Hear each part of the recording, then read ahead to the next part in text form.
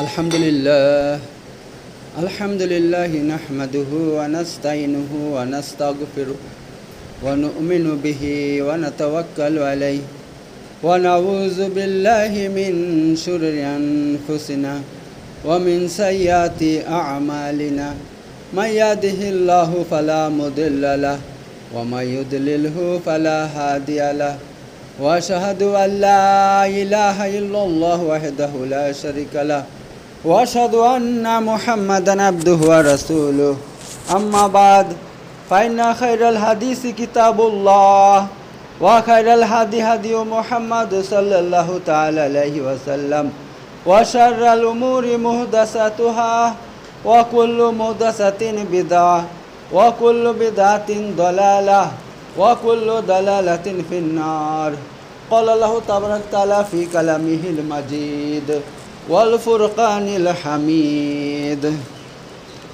वक़ज़ा रब्बुका अल्ला तअबुदु इल्ला इय्याह व बिल वालिदैनि इहसाना इम्मा यबलुगन्नका इंदकल किबरा अहदुहुमा अव किलाहुमा फला तक़ुल लहुमा उफ़्फ़ि वला तनहरहुमा व क़ुल लहुमा क़ौलन करीमा वख़्फ़िज़ लहुमा जनाहज़्ज़ुल्लि मिनर रहमति वक़ुल रब्बिरहमहुमा कमा रब्बयानी सगीरा सदक़ल्लाहुल अलियुल अज़ीम। আমি আপনাদের সামনে কুরআনের একটা আয়াতের তাফসীর করছি দীর্ঘদিন থেকে, যেখানে আল্লাহ বলছে আমিলাতুন নাসিবা তাসলা নারান হামিয়া, মানুষ আমল করে করে ক্লান্ত হয়ে যাবে কিন্তু তারপরও মরার পর সোজা জাহান্নামে ঢুকবে। তো এর মধ্যে কারা কারা আছে আমি পিছনে বলেছি। আজকে হচ্ছে মাতা পিতার অবাধ্য সন্তান। যে সমস্ত সন্তান মাতা পিতার অবাধ্য, মা বাপের কথা শুনে না, মা বাপের সাথে খারাপ ব্যবহার করে, তাদেরকে খেতে দেয় না, পড়তে দেয় না, হ্যাঁ, তাদের কোনো খরচা পানি দেয় না, ওদের দেখাশোনা করে না, তো এরকম অবাধ্য সন্তান সে কী হবে? হাদিসের মধ্যে এসেছে, রাসূলুল্লাহ সাল্লাল্লাহু আলাইহি ওয়াসাল্লাম বলছে লা ইয়াদখুলুল জান্নাহ আকুল ওয়ালিদাইন, যে জান্নাতে প্রবেশ করবে না পিতা মাতার অবাধ্য সন্তান, তারা জান্নাতে প্রবেশ করবেই না একেবারে। এবং আরও বলা হয়েছে যারা মাতা পিতা অবাধ্য হবে আল্লাহ তাআলা তাদের কোনো ইবাদতই কবুল করবে না, তাদের ফরজ নফল কোনো ইবাদত কবুলই হবে না। যারা পিতা মাতার সঙ্গে খারাপ ব্যবহার দেখাবে এবং তাদের মানে কোনো দেখাশোনা করবে না, তা এই অবস্থা বুঝতে পারছেন তো। অথচ আমরা এই দিকটা নিয়ে কেউ ভাবি না, চিন্তা করি না, কিছুই না। আর এখন বর্তমানে এই নাফরমানির সংখ্যা প্রচুর আছে সমাজের মধ্যে, অনেক আছে। হ্যাঁ, যে একটা বাপ 4টা 5টা ছেলেকে একসঙ্গে মানুষ করতে পারছে লালন পালন করে, কিন্তু 4টা ছেলে সন্তান মিলে একটা বাপকে একটা মাকে পালতে পারছে না, একটা মা বাপকে পালতে পারছে না। মা বাপের মানে ছেলে সন্তানের কাছে এখন মা বাপ বোঝা হয়ে গেছে। ওরা কি ভাই, ওরা কি এতগুলো খেয়ে নেয় নাকি যাদেরকে পালতে পারছি না আমরা? হ্যাঁ, ওরা তো খায়, অত কয়টা খায়, আর ওরা খাবার এত ইয়া করে না। মানুষ যখন বুড়ো হয়ে যায়, বৃদ্ধ হয়ে যায়, হ্যাঁ, তখন সে দুর্বল হয়ে যায়, সে তখন পরনির্ভর হয়, একমাত্র ছেলে সন্তানের উপর নির্ভর হয়ে থাকে। যে ছেলে সন্তান যদি আমাকে দেখে তাহলে আমি খেতে পারবো, করতে পারবো। কারণ একটা মানুষ 60-70 বছর বয়সে কিন্তু কাজও করতে পারে না, পারবেও না, সম্ভব নয়। সে আগে খাটতে পারতো, আগে শক্তি ছিল, এখন তার বয়স হয়ে গেছে, যার ফলে সে খাটতে পারে না। এখন তার 2-3টা ছেলে সন্তান আছে, তারা খাটে, তারা মেলা টাকা ইনকাম করে, ঠিক আছে। এখন সে অবশ্যই সে কী করবে? ছেলের উপর নির্ভর হবে। আর এই অবস্থায় ছেলে সন্তান যদি বলে না আমরা তোমাকে খাওয়াইতে পারবো না, পড়াইতে পারবো না, হ্যাঁ, তুমি দেখো অন্য রাস্তা দেখো তুমি, তাহলে কী হবে বলেন দেখি, কী হবে অবস্থা? তো ইসলামের মধ্যে আল্লাহ তাবারক তাআলা কোরআনের মধ্যে বলে দিয়েছেন, তিনার বাণী আমি আপনাদেরকে শুনাই দিই। আল্লাহ কি বলছেন দেখেন, তিনি বলছেন ওয়াকাযা রাব্বুকা আল্লা তা'বুদু ইল্লা ইয়্যাহ, ওয়াকাযা রাব্বুকা, এবং হে মুহাম্মদ সাল্লাল্লাহু আলাইহি ওয়াসাল্লাম আপনার প্রতিপালক আল্লাহ তাবারক তাআলা ফায়সালা করে দিয়েছেন। কি ফায়সালা করছেন? আল্লাহ তা'বুদু ইল্লা ইয়া, একমাত্র তোমরা এক আল্লাহর ইবাদত করবে, আল্লাহ ছাড়া অন্য কারো ইবাদত চলবে না, কারো ইবাদত চলবে না। যেহেতু আল্লাহ আমাদেরকে সৃষ্টি করছে, আল্লাহ আমাদের খাওয়ায় পড়ায়, আল্লাহ আমাদেরকে সুস্থ করে, আল্লাহ আমাদের সমস্ত কিছু দেখাশোনা করে, আল্লাহ তাআলা আল্লাহর তৌফিকে সব কিছু আমাদের হয় আমাদের জীবনে। অতএব আমরা আল্লাহর খাই, আল্লাহর করি, অতএব ইবাদত একমাত্র আল্লাহর জন্য হবে, আল্লাহ ছাড়া অন্য কোনো মাবুদ নাই, অন্য কোনো মাবুদ নাই। এই যে নিজের হাতে তৈরি করে, নিজের হাতে তৈরি করে কি করে 5-6 দিন তার সামনে খুব ভক্তি দেখায়, তারপর লাত মেরে ফেলে দেয় নদীর মধ্যে, সেগুলো মাবুদ হইতে পারে? আল্লাহর মোকাবেলা কোনো মাবুদ নাই। অতএব একমাত্র আল্লাহর ইবাদত করো তোমরা, এটা আল্লাহ ফায়সালা করে দিয়েছে। আল্লাহ বলছে এখানে, আল্লাহ ফায়সালা করে দিয়েছে। আর কি ফায়সালা করছে? ওয়াবিল ওয়ালিদাইনি ইহসানা, আর মা বাপের সাথে তোমরা ইহসান করো, মা বাপের উপর দয়া করো, মা বাপের সঙ্গে ভালো ব্যবহার করো। এটা আল্লাহ ফায়সালা, এটা আল্লাহর ফায়সালা, আল্লাহ বলে দিয়েছেন এখানে। আর কি বলছে? ইম্মা ইয়াবলুগান্না ইনদাকাল কিবারা আও আহাদুহুমা আও কিলাহুমা, যদি তোমার বর্তমানে তোমার মা বাপের মধ্যে কেউ এক অথবা উভয় যদি বার্ধক্যে পৌঁছে যায়, বার্ধক্যে পৌঁছে যায়, ফালা তাকুল্লাহুমা উফিউ, তাহলে তোমরা উফ শব্দ ব্যবহার করবে না। উফ শব্দ মানে মা বাপের উপর অসন্তুষ্ট হয়ে উফ বলতে পারবে না। ওয়ালা তানহারহুমা, এবং তাদেরকে ধমক দিবে না, তাদেরকে ধমক দিবে না।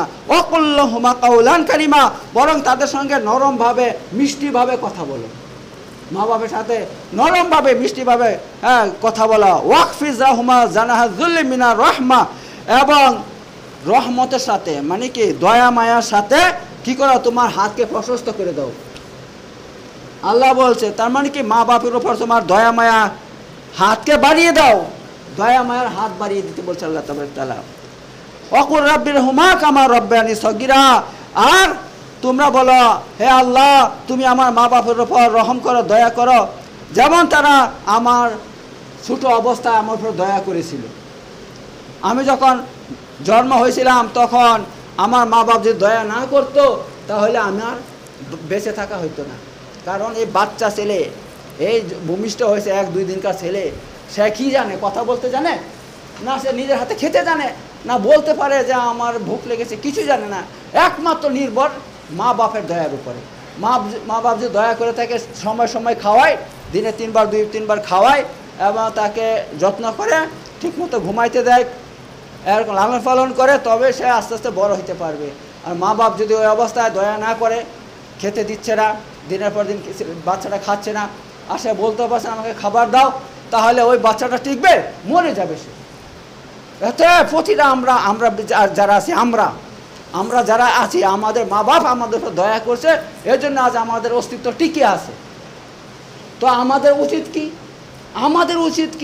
আমাদের উচিত ওই মা বাপের সাথে ভালো ব্যবহার করা। আল্লাহ বলছে, আমি বলছি না, আল্লাহ বলছে, আল্লাহ এটা ফায়সালা করে দিয়েছে। অর্থাৎ আল্লাহর পর, আল্লাহর ইবাদতের পর আল্লাহ সমস্ত মানে মা বাপকে আল্লাহ তাআলা অধিকার দিয়ে দিয়েছে যে সমস্ত সন্তানরা মা বাপের সেবা করবে, মা বাপের বাধ্য হয়ে চলবে, মা বাপের বাধ্য হয়ে চলবে। যদি কেন? আল্লাহ তাআলা আল্লাহর খুশি কারো মা বাপের খুশির উপর নির্ভর করে।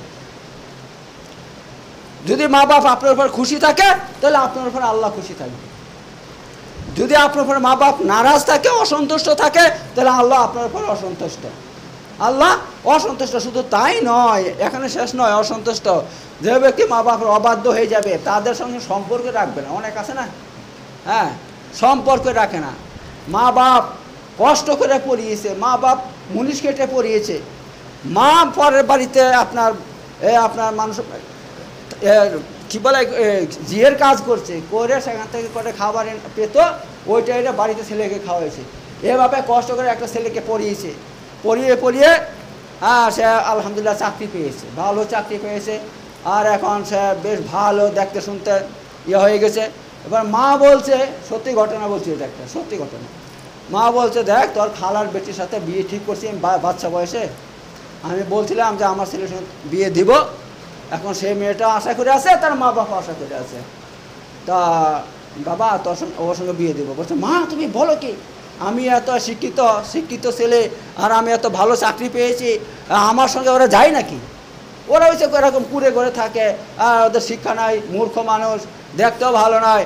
আর আমি শিক্ষিত ছেলে, আমি এখন বিরাট ব্যাপার, তা আমি তো একটা ভালো ঘরে হাই ঘরে বিয়ে করব। তো তুমি এসব কী বলছো? তো বলছে না বাবা তুই তা করিস না, আমার কথা মতো তুই তাই কর। বলছে মা তোমার কথা আমি নিতে পারবো না, এই কথা নিতে পারবো না, তুমি সব বলো সব শুনবো, এটা নিতে পারবো না। বলছে ঠিক আছে তুই যা ইচ্ছা তাই কর।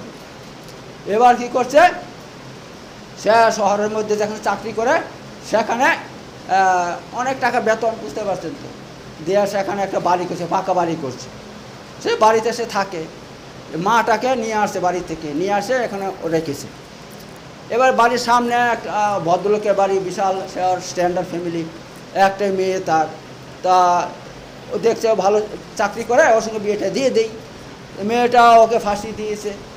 এবার সে মেয়েটা খুব সুন্দরী, এবার বিয়ে করেছে, বিয়ে করছে। এবার সেই মেয়েটা যখন এই ঘরে ঢুকছে না, এবার ওর মাকে পছন্দ হচ্ছে না, কারণ ওর মা তো সেই গরিব মানুষ, গরিব ছিল, পরের বাড়িতে কাজ করে ভাত এনে ওকে খাওয়াইতে হবে, লালন পালন করছে। তো বুঝতে পারছেন তাকে পছন্দ না হওয়ারই কথা। এবার বলছে কি, মেয়েটা কিছুদিন পড়ছে, বলছে তোমার এই মাকে এই বাড়ি থেকে বের করে দিতে হবে, এই বাড়ি থেকে বের করে দাও, তবে আমি কি করব, তোমার ভাত খাবো, নাহলে আমি খাবো না। সে অনেক বড় ঘটনাতে আমি ওইদিকে যাচ্ছি, আমি এবার হাদিসের ঘটনা বলছি, এ সত্যি ঘটনা এটা। কিন্তু কী হলো, লাস্টে কী হলো, ওই মেয়েটাকে বিয়ে করতে গিয়ে তার জীবনটা ধ্বংস হয়ে গেলো, সংসার ধ্বংস হয়ে গেলো, সব কিছু ধ্বংস হয়ে গেলো। সে অনেক বড় ঘটনা, সেদিকে যাচ্ছি না আমি। এবার হাদিসের ঘটনা বলবো আপনাদেরকে, হাদিস থেকে বলবো। রাসূল সাল্লাল্লাহু আলাইহি ওয়াসাল্লাম বলছেন ঘটনাটা কি বলছে দেখেন, যারা মা বাপের কথা মতো চলবে না, হ্যাঁ, তাদের উপর যদি মা বাপ অসন্তুষ্ট হয়, আর যদি মা বাপ যদি তাদের উপর বদদুয়া দেয়, হাড়ে হাড়ে সঙ্গে সঙ্গে লেগে যায়। সে চায় সেই যুগের মা বাপ হোক আর এই যুগের মা বাপ হোক, যেই যুগের মা বাপ হোক, সব মা বাপ এক। তাদের অন্তরে কষ্ট দিলে আর তারা বদদুয়া করলে হাড়ে হাড়ে বদদুয়া লেগে যায়। তো তার জন্য বলি একটা ঘটনা, রাসূল সাল্লাল্লাহু আলাইহি ওয়াসাল্লাম নিজে বলছেন যে বনী ইসরাঈলদের মধ্যে একটা আবেদ লোক ছিল। সে কী করতো, সে আপনার মানে গ্রামের বাইরে একটা জঙ্গলের কাছে একটা ঘর তৈরি করছে, করে সেখানে বসে সবসময় আল্লাহর ইবাদত করতো, রাত দিন ইবাদত করতো। তার মা কোনো কাজের তার কাছে গিয়েছে, গিয়ে তাকে পিছন থেকে ডাকছে। সে তখন দাঁড়িয়ে নামাজ পড়ছিল, যার ফলে সে মায়ের ডাকের উত্তর দিতে পারে নাই। এবার যখনই নামাজ, ওর মা কী করছে, এবার যখন উত্তর দিচ্ছে না, সে বদদুয়া দিয়ে দিছে যে আল্লাহ করুক তুই যেন খারাপ মেয়ের মুখ দেখিস, তুই যেন খারাপ মেয়ের মুখ দেখিস, এই বদদুয়া করে চলে আসছে। এইবার কি করছে দেখেন, সে নামাজ শেষ করছে, করার পর দেখছে তার মা চলে গেছে, বাড়ি চলে গেছে, আর থাক, আর যাওয়ার দরকার না, সে ইবাদতে লেগে গেছে। কিছুদিন পর একটা খারাপ মেয়ে, ওই এলাকার মধ্যে যে খারাপ মেয়ে, চরিত্রহীন মেয়ে, সে কী করছে, সে এসে একটা বদনাম দিয়ে দিয়েছে। কে বলছে দেখো, এই যে ওর নাম নিয়ে বলছে যে উমুক, সে ইবাদত করে, সে আমার সঙ্গে খারাপ কাজ করছে, যার জন্য আমার পেটের মধ্যে একটা সন্তান চলে আসে। যখন এই কথা বলছে, তখন এলাকার মানুষ সবাই এসে কী করছে, তাকে ওখান থেকে বের করে আচ্ছা করে দিয়েছে, খুব মেরেছে, মেরে টেরে একেবারে তার ঘরটা ভেঙে দিয়েছে। যে ঘরে বসে ইবাদত করতো, সে ঘরটা ভেঙে দিয়েছে। যখন ভেঙে দিয়েছে, তারপর সে বলছে ভাই আমি কী করলাম, তোমরা আমাকে এভাবে মারছো, আমি কী করছি, তুই জানিস না কী করছিস, হ্যাঁ, তুই মেয়েটার সাথে এসব করেছিস। তা সে বলছে ঠিক আছে। তখন সে ওই মেয়েটার সামনে চলে আসছে, মেয়েটা দাঁড়িয়ে আছে, তখন সে হাসছে। তখন সবাই বলছে আচ্ছা হাসছিস কেন, কী ঘটনা বল। বলছে ভাই আমার মা যেটা বলছে একদম সব একদম অক্ষর অক্ষর মিলে যাচ্ছে ভাই। আমার মা বলছে তুই আমার কথা শুনিস না, আমি তোকে ডাকলাম, ঠিক আছে আমি চলে যাচ্ছি, তুই যেন খারাপ মেয়ের মুখ দেখিস। এই দেখো এই যে মেয়েটা, খারাপ মেয়েটা দাঁড়িয়ে আছে আমার সামনে, আমি আবার এর থেকে আমার খারাপ দিন আর কি হইতে পারে, যে একটা চরিত্রহীন মেয়ে আমার সামনে দাঁড়িয়ে আছে, তাকে আমি চিনি না, জানি না, তার সঙ্গে আমি কোনো সম্পর্ক নাই, তার মুখ আমাকে দেখতে হচ্ছে, এই জন্য আমি হাসছি ভাই। হ্যাঁ, তখন ওই মেয়েটার পেট থেকে একটা সন্তান হয়েছে, হওয়ার পর ওই বাচ্চা ছেলে, হ্যাঁ, সে তার কাছে নিয়ে আসে, বলছে এটা তোমার ছেলে, বলছে না এটা আমার ছেলে নয়। তখন ওই বাচ্চাটার মুখ থেকে কথা আসছে, আল্লাহ তাআলা ফুটিয়ে দিয়েছে কথা, বলছে বাচ্চাটা বলছে এই এই এই লোকটা আমার বাপ নয়, আমার বাপ হচ্ছে একটা রাখাল যে মাঠের মধ্যে গরু ছাগল চড়ায়, ওই অমুক নামও করে দিয়েছে। তখন তাকে ধরে নিয়ে আসছে, আনার পর বলছে এই সত্যি তুই এরকম করেছিস? সে সবার চাপে পড়ে সে সত্য কথা বলে দিয়েছে, হ্যাঁ ভাই আমার দ্বারা এই কাজ হয়ে গেছে, হ্যাঁ এটা আমারই সন্তান। তখন সবাই বলে ছি ছি ছি ছি, আমরা খামাকা ওকে মারলাম, কিন্তু আসল কথা কি ওই মায়ের বদদুয়াটা লেগে গেছে, মা বদদুয়া দিয়েছিল ওইটা হাড়ে হাড়ে লেগে গেছে। কিন্তু দেখেন বদদুয়াটা কেমন অবস্থায় দিয়েছে, এই নয় যে সে মা বাপকে সে জ্বালাতন করছিল, মা বাপকে খেতে দেয় না পড়তে দেয় না, বরং মায়ের কথা সে ইবাদত করছিল, ওই অবস্থায় বদদুয়া দিয়েছে। যদি ওই অবস্থায় বদদুয়া লেগে যায় মা বাপের, তাহলে যদি যারা আমরা মা বাপের সঙ্গে দিনের পর দিন, রাতের পর রাত, বছরের পর বছর, মাসের পর মাস এ খারাপ ব্যবহার করছি, হ্যাঁ নাফরমানি করছি, তাহলে তারা যদি একবার বদদুয়া দেয় তাহলে কি অবস্থা হবে? কি হবে? লাগবে কি লাগবে না? লাগবে কি লাগবে না? 1000 বার লাগবে। ঠিক আছে? আর শুধু এই নয় যে বদদুয়া লাগবে, মা বাপের সঙ্গে খারাপ ব্যবহার করলে হ্যাঁ তার কুপ্রভাব সঙ্গে সঙ্গে আমাদের জীবনে পড়ে, সঙ্গে সঙ্গে জীবনে পড়ে। যারা মা বাপকে মানে খেতে দেয় না, পড়তে দেয় না, এবং মা বাপকে তুচ্ছ তাচ্ছিল্য মনে করে যে ওদেরকে কি দেখবো, ওরা বুড়ো হয়ে গেছে আর ওরা মূর্খ মানুষ, ওদের সঙ্গে কি ভালো ব্যবহার করব। যারা এমন মনে করে আর মনে করছে আমি এখন ভালো চাকরি পেয়ে গেছি, আমার ভালো ঘর হয়ে গেছে, আমি বড়লোক হয়ে গেছি, অনেক কিছু হয়ে গেছি আমি, এরকম মা বাপ কাছে রাখলে মানুষ এলে লজ্জা লাগে, এই মনে করে যারা মা বাপকে বাড়িতে রাখতে চায় না বা ইয়াতে পাঠিয়ে দেয়, আপনার কি বলে যেগুলো এই যে বুড়ো বুড়িগুলো থাকে না শহরের মধ্যে, বৃদ্ধাশ্রম বলা হয়, আবার কি একটা বলে, তা ওর মধ্যে কী করে ভরে দিয়ে চলে আসে আর নিজেরা বাড়িতে থাকে। তো এই সমস্ত যারা এরকম ফ্যামিলি যারা আছে, মনে রাখবেন আপনার দুনিয়াতে আপনাদের আখেরাত নাই, আখেরাত আপনাদের একদম নাই, আর দুনিয়াও আপনাদের নাই, দুনিয়াতে সুখ পাবেন না। কারণ এক ব্যক্তি কী করছে, তার বাপকে হ্যাঁ আপনার মোটরসাইকেল করে সে রাস্তাতে ছেড়ে দিয়ে আসছে, বলছে বাবা তুমি আমাকে এখানে ছাড়িস না, আর একটু সামনে ছাড়। কেন? আমি তোর দাদাকে ওইখানে ছেড়ে দিয়ে আসছিলাম, আমি তোর দাদাকে ওখানে যেখানে ছেড়ে দিয়েছিলাম আমাকে সেখানে ছেড়ে দিয়ে আয়। হ্যাঁ, তার মানে হচ্ছে এই আপনি যেমন ব্যবহার করবেন আপনার সঙ্গে সেমন ব্যবহার করা হবে। আপনি যদি ভালো ব্যবহার করেন মা বাপের সাথে, তাহলে আপনার যে ছেলে সন্তান আছে তারা তার থেকে শিক্ষা নিবে এবং তারা আপনার সঙ্গে সেরকম ভালো ব্যবহার করবে। আর যদি আপনার ছেলে সন্তান দেখতে পায় যে আপনি আপনার মায়ের সঙ্গে বাপের সঙ্গে খারাপ ব্যবহার করছেন, ওদের সঙ্গে গরু ছাগলের মতন ব্যবহার করছেন, হ্যাঁ ওদেরকে মানুষই মনে করেন না আপনি, হ্যাঁ তুই তুকারি করেন, অভদ্র ব্যবহার করেন, হ্যাঁ ধমকি দেন, কথায় কথায় গালি দেন, তাহলে ওই সমস্ত প্রভাব আপনার ছেলের সন্তানের উপরে পড়বে, তারাও আপনাকে কিন্তু মানুষ মনে করবে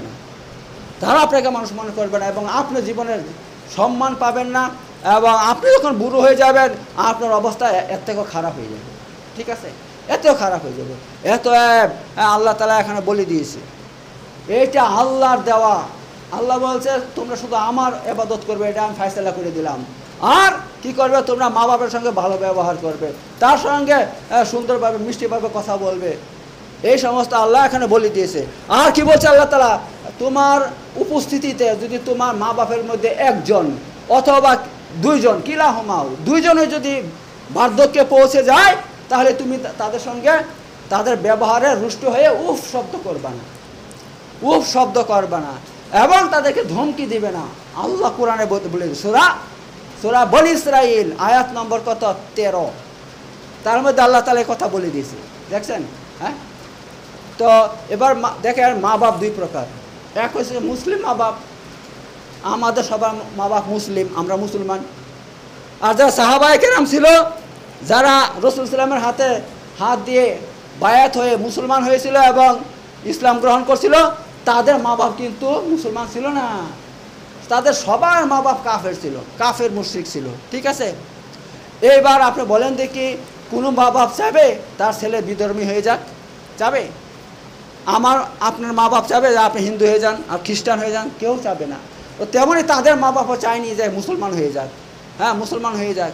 এই জন্য হযরত সাদ বিন আবি ওয়াক্কাস রাদিয়াল্লাহু আনহু তিনি যখন মুসলমান হয়ে যায় তখন তিনার মা বলছে, হে সাদ, খবরদার তুই মুসলমান হবি না, তুই মুসলমান হয়ে গেছিস তাড়াতাড়ি ফিরে চলে আয়, আবার আমাদের ধর্মে চলে আয়, ফিরে চলে আয়, যদি না আসিস তাহলে আমি খাবো না, খাওয়া বন্ধ করে দিলাম, আর মাথাতে আমি চিরিনিও দিব না, মাথা আশ্রাবো না।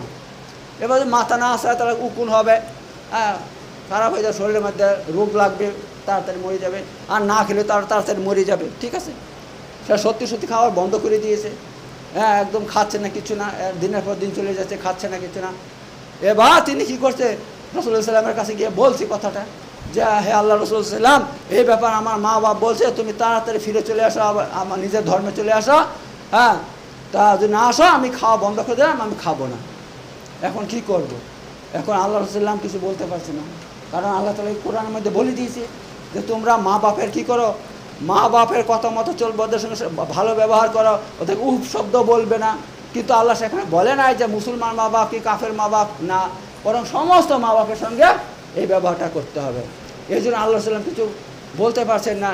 এইবার কি করছে, আল্লাহ তাবারক তাআলা সূরা লুকমানের মধ্যে আয়াত নাজিল করছে। এখানে আয়াত নাজিল করে কি বলছে দেখেন, আল্লাহ তাআলা বলছেন এখানে, ওয়াসাইনাল ইনসানা বিওয়ালিদাইহি, আর আমি মানুষকে তার মাতা পিতা সম্পর্কে ওসিয়ত করেছি, উপদেশ দিয়েছি কিসের, ভালো কাজের, মানে তার সঙ্গে ভালো ব্যবহারের। হামালাত উম্মুহু ওয়াহানান আলা ওয়াহাদিন ওয়া ফিসালুহু ফি আমাইন আনিশকুরলি ওয়ালিদাইক ইলাইয়াল মাসির। আল্লাহ বলছেন এখানে যে তার মা দুঃখের উপর দুঃখ উঠিয়ে তাকে কি করছে, পেটে ধারণ করেছে। হামল মানে কি, অন্যের বোঝা বহন করা। ঠিক আছে, হাম্মাল কুলিদেরকে হাম্মাল বলা হয় আরবিতে। ঠিক আছে, তো তার মা কি করছে, এই যে বোঝাটা বহন করছে সেটা কি, সেটা অন্যের বোঝা, সে সন্তানটা পেটে, নিজের সন্তান পেটের মাঝে নিয়ে বয়ে বেড়াচ্ছে। এবার সন্তান যখন আস্তে আস্তে বড় হবে এই বোঝাটা বড় হয়। ঠিক আছে, কমসে কম তো একটা বাচ্চা কয় কেজি হয়, 5, 6 কেজি, 7 কেজি 8 কেজিতে হয় কম করে। এবার সেইটা নিয়ে বয়ে বেড়াচ্ছে। এবার দিন দিন তাতে কি হয়, মেয়েদের শরীর আস্তে আস্তে দুর্বল হতে থাকে, কমজোর হতে থাকে। হ্যাঁ, এই তো আল্লাহ তাআলা বলছে দুঃখের উপর দুঃখ উঠিয়ে এটাকে কী করছে, বহন করে চলছে তার মা। তাহলে দেখো কত কষ্ট করে সে ধারণ করছে পেটের মধ্যে, আর সেই সন্তান তুমি তোমার মা বাপকে মানছো না। তো আল্লাহ বলছে আনিশকুরলি ওয়ালিদাইক, এটা তুমি কি করো, আমার শুকর আদায় করো, ওয়ালিদাইক, আর তোমার মা বাপের শুকর আদায় করো। আমার শুকর এই জন্য আদায় করো, আমি তোমাকে সৃষ্টি করছি। আর কিসের মাধ্যমে সৃষ্টিটা করছি, তোমার মায়ের মাধ্যমে, মা বাপের মাধ্যমে। তোমার মায়ের পেটের মধ্যে তোমাকে আমি দিয়েছি, আর তোমার মা কষ্ট করে তোমাকে জন্ম দিয়েছে। একটা বাচ্চা যখন জন্ম হয় কত কষ্ট হয় একটা মায়ের, এই যে ব্যথা যন্ত্রণা তৈরি, হ্যাঁ সেই ব্যথা যন্ত্রণা যে কতই মানে অসহ্যনীয়, সেটা একমাত্র একটা মাই বলতে পারবে, অন্য কেউ বলতে পারবে না। এত কষ্ট করে হ্যাঁ দুনিয়াতে মা সন্তান ধারণ করে এবং ভূমিষ্ঠ করে। এটা আল্লাহ বলছে আনিশকুরলি ওয়ালিদাইক, এটা আমার শুকর আদায় করো আর মা বাপের শুকর আদায় করো। এইবার এখানে বলি, এইবার আল্লাহ তাআলা এখানে আয়াত নাজিল করছে, কি বলছে দেখেন, ওয়াইন জাহাদাকা আলা আন তুশরিকা বি মা লাইসা লাকা বিহি ইলম ফালা তুতিহুমা ওয়া সাহিবহুমা ফিদ দুনিয়া মারুফান। আল্লাহ বলছেন ওয়াইন জাহাদাকা আলা আন তুশরিকা বি মা লাইসা লাকা বি ইলমি, আর যদি তোমার মা তোমার সঙ্গে জেহাদ করে, মানে ঝগড়া ঝামেলা করে, কিসের ব্যাপারে, যে তুমি আমার সঙ্গে শিরক করো, মানে আমি আল্লাহ ছাড়া যাতে আরও যে এই সমস্ত বাতিল মাবুদ আছে তাদেরকে মানতে যদি বলে, তোমার মা বাপ যদি তাদেরকে মানতে বলে আর এই নিয়ে ঝগড়া করে, তাহলে কি করো, আচ্ছা মা লাইসা লাকা বিহি ইলমি, যেই ব্যাপার তোমার কোনো জ্ঞান নাই, ফালা তুতিহুমা, তো তুমি তোমার এই মা বাপের এই সমস্ত কথা শুনবে না, এই সমস্ত কথা শুনবে না, বরং কী করবা, ও সাহিবহুমা ফিদ দুনিয়া মারুফান, বরং দুনিয়াতে তাদের সঙ্গে ভালোভাবে কী করো, ব্যবহার করো, ভালো ব্যবহার করো তাদের সঙ্গে, মা বাবার সঙ্গে ভালো ব্যবহার করো। তো এখানে কথা হইলো ওই সাদ বিন আবি ওয়াক্কাস তিনার মা কসম খেয়েছে যে আমি খাবো না যতক্ষণ তুই আমার ধর্মে ফিরে না আসবি। তো আল্লাহ তাআলা কি বলছে, তোমার মায়ের কথা মানা যাবে না, কথা মানা যাবে না। কেন? তোমার মা তো তুমি যদি ওই ধর্মে ফিরে যাও তখন তুমি আমাকে মানবে না, তখন তুমি সেই দেবদেবীর পূজা করবা, এই ঠাকুরের পূজা করবা, ইত্যাদি ইত্যাদিকে মানবা। আর সেইগুলো এগুলো মানা কি সেরেক, এগুলো সেরেক, কুফর, এগুলো কুফর। এত তোমার মা বাপ যদি তোমাকে কুফর করতে বলে তাহলে তুমি কুফর করবে না আর এই কথা মানবে না। এইটা বাদ দিয়ে তুমি কী করবা, মায়ের সঙ্গে বাপের সঙ্গে ভালো ব্যবহার চালিয়ে যাবে। এই নয় যে আমার মা তো কাফের, আমার মা তো মুশরিক, আমার মা তো বেদাতি, আমার মা তো কবর পূজারি, হ্যাঁ তাহলে আমি ওকে মানবো না, ওকে ঘৃণা করবো না, কখনো না। আল্লাহ বলছে না, তা কখনো করবা। তোমার মা যাই হোক গা সেটা আল্লাহ বুঝে নেবে, কিন্তু তোমার কর্তব্য মায়ের সাথে বাপের সাথে ভালো ব্যবহার করবে যতক্ষণ পর্যন্ত তারা দুনিয়াতে বেঁচে থাকবে। যতক্ষণ পর্যন্ত দুনিয়াতে বেঁচে থাকবে ততক্ষণ পর্যন্ত তাদের সঙ্গে ভালো ব্যবহার দেখাবে। দেখলেন আল্লাহ বলছে কার সঙ্গে, কোন মায়ের সাথে, কোন বাপের সাথে, যারা কাফের তাদের সাথে। ওই সাহাবীর মা কাফের ছিল, তার সঙ্গে আল্লাহ বলছে এই ব্যবহার দেখাইতে। তাহলে যে মা বাপ মুসলমান, ইমানদার, পরহেজগার, নামাজি, তাদের কথা যদি না মানি তাহলে কি হবে? হ্যাঁ, তাদের কথা মানতে তো হবেই। এমনকি মা বাপ কাফের হলে তার কথা মানতে হবে। এইবার দেখেন আমি বলি, মা বাপের কথা যারা মানবে না তাহলে তাদের কি হয় দেখেন, তাদের কি হয়। হযরত জিবরাইল আলাইহিস সালাম এসেছেন একবার, এসে এবার রাসূল সাল্লাল্লাহু আলাইহি ওয়াসাল্লাম এরকম মিম্বরে দাঁড়িয়ে আছে, এই 3টা সিঁড়ি আছে, তো প্রথম সিঁড়িতে পা রেখেছেন রাসূল সাল্লাম, তখন তিনি জুড়ে বলছেন আমিন। দ্বিতীয় সিঁড়িতে আল্লাহ রাসূল সাল্লাম পা রাখছেন, বলছেন আমিন। তৃতীয় সিঁড়িতে যখন পা রাখছেন তিনি বলছেন আমিন। সাহাবারা পরে প্রশ্ন করলো, হে আল্লাহ রাসূল সাল্লাম, এমন জিনিস তো কখনো দেখি নাই, আপনি প্রথম সিঁড়িতে পা রেখে বলছেন আমিন, দ্বিতীয় সিঁড়িতে পা রেখে বলছেন আমিন, তৃতীয় সিঁড়িতে পা রেখে বলছেন আমিন, কিন্তু কেন বলছেন একটু ব্যাখ্যা করে বলবেন? বলছে হ্যাঁ, দেখো আমি যখন সিঁড়িতে পা রাখি তখন হযরত জিবরাইল আলাইহিস সালাম চলে আসছে। তিনি আমাকে বলছেন, হে মুহাম্মদ সাল্লাল্লাহু আলাইহি ওয়াসাল্লাম, যে ব্যক্তি তার মা বাবাকে পেয়েছে অথবা দুইজনের মধ্যে একজনকে পেয়েছে অথচ তাদের সেবা করে সে জান্নাতে যেতে পারলো না, তো এরকম হতভাগার জন্য বলুন আমি, সে ধ্বংস হোক, এমন লোক কি হোক, ধ্বংস হোক, ধ্বংস হোক, তার জন্য আপনি বলুন আমিন। তখন আমি বললাম আমিন। বলছে দ্বিতীয় সিঁড়িতে পা রেখে আমিন কেন বললেন? বলছে জিবরাইল ফেরেশতা আমাকে বললো, হে আল্লাহ রাসূল সাল্লাল্লাহু আলাইহি ওয়াসাল্লাম, যে ব্যক্তি রমজান মাস পেয়েছে অথচ রমজান মাসে আল্লাহর ইবাদত করে জান্নাতি হইতে পারলো না, তো এমন হতভাগা, ধ্বংস হোক, ধ্বংস হোক, আপনি বলুন আমিন। তখন আমি বললাম আমিন। তৃতীয় সিঁড়িতে কেন বললেন? বলছে তৃতীয় সিঁড়িতে যখন আমি পা রেখেছি তখন জিবরাইল ফেরেশতা বলছে, হে আল্লাহ রাসূল সাল্লাল্লাহু আলাইহি ওয়াসাল্লাম, যে ব্যক্তি আপনার নাম শুনেছে অথচ আপনার উপর দুরূদ পড়ে নাই, সাল্লাল্লাহু তাআলা সাল্লাম বলে নাই, তাহলে সেও ধ্বংস হয়ে যাক, আপনি বলুন আমিন। তখন আমি বললাম আমিন। তো দেখলেন এই 3টা জিনিস গুরুত্বপূর্ণ জিনিস। যেই রাসূল সাল্লাল্লাহু আলাইহি ওয়াসাল্লাম তায়েফের ময়দানে তিনাকে পাথর মেরে মেরে তিনার পা থেকে মাথা পর্যন্ত রক্তাক্ত করে দিয়েছিল, তিনার পায়ের জুতা খোলা যাচ্ছিল না, রক্ত লেগে একদম মানে এরকম আঠার মতো লেগে গিয়েছিল। তখন হযরত জিবরাইল আলাইহিস সালাম চলে আসেন, এসে বলেন, হে আল্লাহ রাসূল সাল্লাল্লাহু আলাইহি ওয়াসাল্লাম, আপনি একবার হুকুম দেন, এই যে 2 পাহাড় আছে, 2 পাহাড়ের মধ্যে গ্রামটা ছিল, আমি কিন্তু সব দেখে আসি, নিজের চোখে দেখেছি ওই এলাকাগুলোর, প্রচুর পাহাড়, সেখানে বড় বড় পাহাড়, মনে হবে যাই, এত সুন্দর এলাকা না, আসতে মন চাবে না, মনে হবে এখানে সারা জীবন থেকে যাই, এত সুন্দর এলাকা। তো হে আল্লাহ রাসূল সাল্লাল্লাহু আলাইহি ওয়াসাল্লাম, আপনি হুকুম দেন, তাহলে এই 2 পাহাড়কে এভাবে মিশিয়ে তাদেরকে পিষে মেরে দিব। আল্লাহ রাসূল সাল্লাল্লাহু আলাইহি ওয়াসাল্লাম কি বলছিলেন? না, কখনো না, এমনও হইতে পারে তারা মুসলমান হয়নি কিন্তু তাদের ছেলে সন্তানরা পরবর্তীতে মুসলমান হইতে পারে, এত আমি কখনোই অনুমতি দেব না, ধ্বংস করার অনুমতি দিব না। অথচ সেই রাসূল সাল্লাল্লাহু আলাইহি ওয়াসাল্লাম এখানে আমিন বলছেন, অর্থাৎ যে ব্যক্তি মা বাপের অবাধ্য হবে, মা বাপের সঙ্গে ভালো ব্যবহার করবে না, দুর্ব্যবহার করবে, নাফরমান হবে, তারা ধ্বংস হয়ে যাক, এই জন্য তিনি আমিন বলছেন। এখানে এই ক্ষেত্রে আমিন বলছেন, তাহলে বুঝতে পারছেন এটা কত বড় অপরাধ। মা বাবার সঙ্গে খারাপ ব্যবহার দেখা, নাফরমানি করা মা বাপের, হ্যাঁ, কত বড় অপরাধ আল্লাহর কাছে, রসুলের কাছে কত বড় অপরাধ হতে পারে, বুঝতে পারছেন? তো এত একান্তে বুঝে নেন, একান্তে বুঝে নেন। আর যে ব্যক্তি মা বাপের সঙ্গে নাফরমানি করবে সে জান্নাতের গন্ধ পাবে না। সে দুনিয়াতে যত নামাজি হোক, যে রোজাদার হোক, হজ করুক, জাকাত দেখ, পয়সা খরচ করুক, সব কিছু করুক, কিন্তু আল্লাহ তার সমস্ত আবাদত কী করে দেয়? তার আবাদতকে একদম নষ্ট করে দেয়, কোনো নেকি পাওয়া যাবে না। এত আমাদের সমস্ত আখিরাতে নির্ভর করছে মা বাপের সঙ্গে ভালো ব্যবহারের উপর। পিতা মাতার সঙ্গে ভালো ব্যবহার, তাদের দেখাশোনায়, তাদের সঙ্গে ভালো ব্যবহার করতে হবে, কথা বলতে, মিষ্টিভাবে কথা বলতে হবে, হ্যাঁ, তাদের খেদমত করতে হবে। এবার দেখা যাচ্ছে আমার বাপ তো, আমার বয়স অনেক বয়স হয়ে গেছে, আমার 50 বছর বয়স, 60 বছর হয়ে গেছে, আমার বাপ বেঁচে আছে, এরা আমার বাপের যে হাত পা টিপি কেমন লজ্জা লাগছে না? না, কখনো না। পিতা মাতার সেবা করতে কখন লজ্জা করা যাবে না, ঠিক আছে? এভাবে সেবা করে পিতা মাতাকে সন্তুষ্ট করুন, যাতে পিতা মাতা আপনার উপর সন্তুষ্ট থাকে।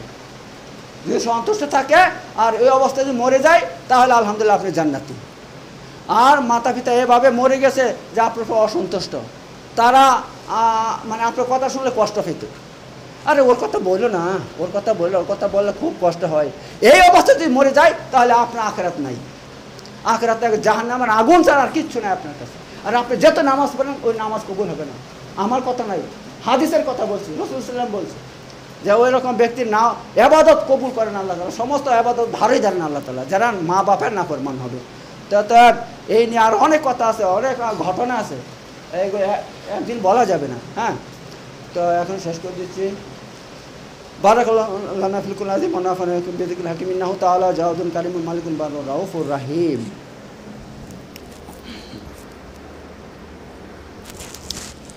وآخر دعوانا أن الحمد لله رب العالمين إن الله يأمر بالعدل والإحسان وإيتاء ذي القربى وينهى عن الفحشاء والمنكر والبغي يعظكم لعلكم تذكرون واذكروا الله العظيم يذكركم واشكروا على نعمه وذكره أكبر والله يعلم ما تصنعون صدق الله العلي العظيم.